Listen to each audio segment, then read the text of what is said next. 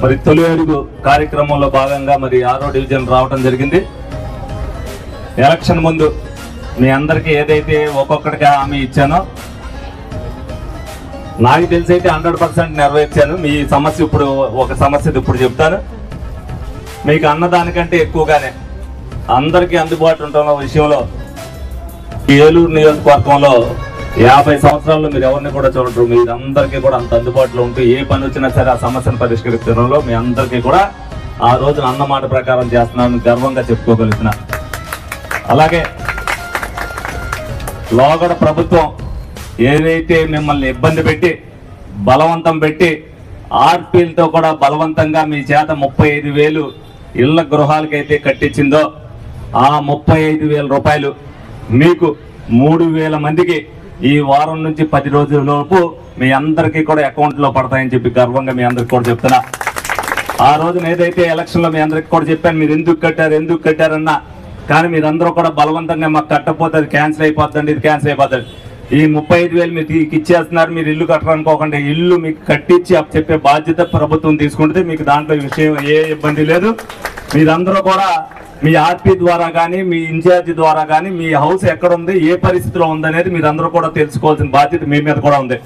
మీరు సంవత్సరం పాటు అయింది ఏదైనా వార్డులోకి వెళ్తుంటే అండ్ మాకు ఇల్లు పట్టా ఇచ్చారండి ఎక్కడ ఉందని మీరు అడుగుతున్నారు. మీరు ఎక్కడ ఉందో తెలుసుకోవాల్సిన బాధ్యత మీ అందరికీ లేదా? మీరందరూ కూడా ఆటోలు వేసుకుని పూజ చేయడానికి మీరందరూ కూడా అక్కడికి వెళ్ళారు. ఒక్కొక్కరికి 2,000 రూపాయలు పంతులను కూడా పెడితే కానీ కుదరదని చెప్పి మీకు కొబ్బరికాయలు కూడా కొట్టించారు. ఇవాళ మేము ఇంటికి వచ్చినప్పుడు మీరు మళ్ళీ ఆ పట్టా తీసుకొచ్చి మీరు అడుగుతున్నారు, మీరు ఈ సంవత్సర కాలంలో మీ ఎక్కడ ఉంది, ఎప్పుడు మొదలవుద్ది? ఒకటి ఆల్రెడీ కన్స్ట్రక్షన్లో ఉన్నాయి, ఒకటి ఆల్రెడీ అక్టోబర్లో మొదలు పెడతారు. ఏదప్పటికీ కూడా మార్చి నెలాఖరికి మీ అందరికీ కూడా కట్టి ఇవ్వడం జరుగుతుంది. అలాగే టిట్కోకి సంబంధించి ఎవరైతే డీడీలు కట్టి 2,200 మందికి శాంక్షన్ అయినాయో వాళ్ళందరికీ కూడా దీపావళి అమావాస్య ఇల్లు నాటికి ఆ ఇళ్ళని కూడా చెప్పడం జరుగుతుంది.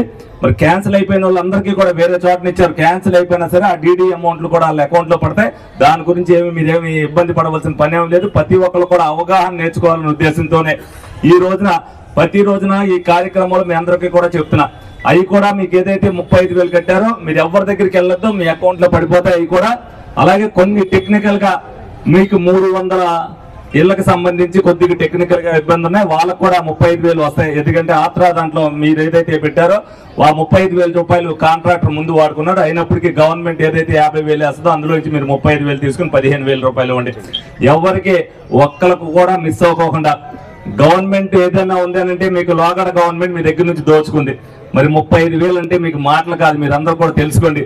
మీరు ఇంటి దగ్గర కూర్చుంటే మీరేమి నా చుట్టూ తిరగకపోయినా మీ డబ్బులు ఏదైతే ఇప్పిస్తానని చెప్పి మాట ఇచ్చానో ఆ మాట ప్రకారం మీ అందరికీ కూడా ఒక పండుగ కానుక ఇచ్చాను. కాబట్టి మీరందరూ కూడా మీ సొమ్ము మీకు వస్తుంది. గర్వంగా మీరందరూ కూడా చెప్పుకోండి, తెలుగుదేశం పార్టీ అంటే ₹1 కూడా ప్రజల దగ్గర నుంచి వసూలు చేయడం అనేది మీరందరూ కూడా తెలుసుకుని ఈ కూటమి ప్రభుత్వానికి ఎల్లప్పుడూ కూడా మీ ఆశీస్సులు ఉండాలి, మీ మద్దతు ఉండాలి. ప్రజా ప్రభుత్వం ఎప్పుడు కూడా ప్రజలను మోసం చేయడం అనేది మీరందరూ కూడా తెలుసుకోండి. మోసపు మాటల మటుకు మీరు ఎవ్వరు కూడా నమ్మద్దని సందర్భంగా తెలియజేసుకుంటూ, ఇదివరకు ఒకసారి మోసపోయారు, ఒక లెంపకాయ కొట్టారు, మళ్ళీ 2 లెంపకాయలు కొట్టుకోవడానికి మీరు ఎవ్వరూ సిద్ధపడమాకండి. మీ అందరికీ సవినయంగా తెలియజేస్తూ సెలవు తీసుకుంటున్నాను. Thank you.